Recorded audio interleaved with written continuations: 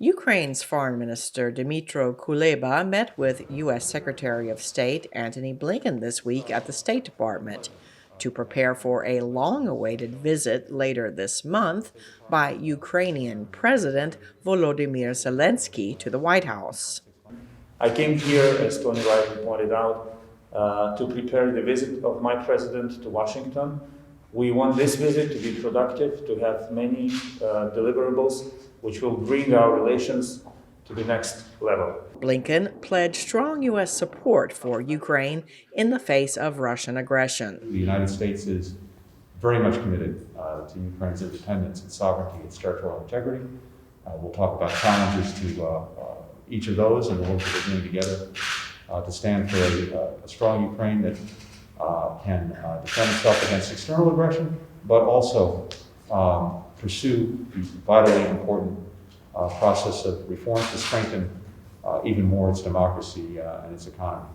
Last month, China announced it signed an agreement with Ukraine encouraging companies and financial institutions from the two countries to cooperate on roads, bridges, and railways. Just days before, Ukraine abruptly withdrew its endorsement of a joint statement calling for a United Nations investigation into human rights abuses of Muslim Uyghurs and other minorities in the Xinjiang region of China. VOA's Ukrainian service asked Foreign Minister Kuleba if forging closer ties with China is a departure from Ukraine's integration with the West. Ніякого розвороту України немає. Ми є частиною західного світу. This is not a reversal. We are part of the Western world. We are developing as part of this world. But trade with China is an objective reality, and even though the United States has a principal security policy toward China, trade is moving in its own direction, and our relations with China are developing based on this model. But several experts express concern that Ukraine's rapprochement with China could backfire. It has already created a backlash in certain quarters in the United States. And Ukraine depends on Washington much more than it does on Beijing.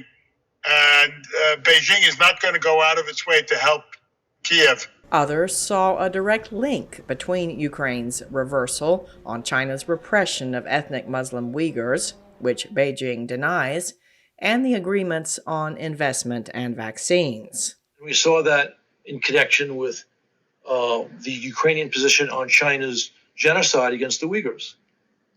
What China's doing there is easily the greatest human rights violation happening in the world today.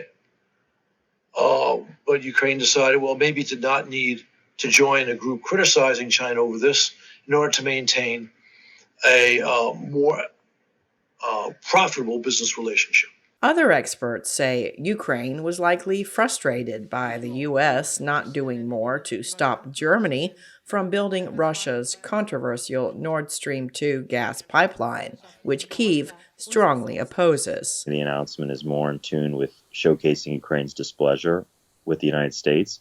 But again, I think this is a dangerous game if the Ukrainians are playing in this way.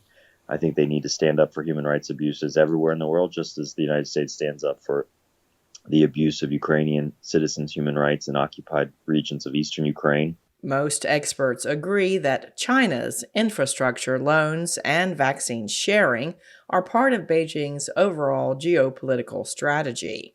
Beijing denies that it engages in what is called vaccine diplomacy, leveraging the supply of critical COVID-19 shots to exert political pressure. The State Department says life-saving vaccines must never be used as a tool in that way. Cindy Sain, VOA News.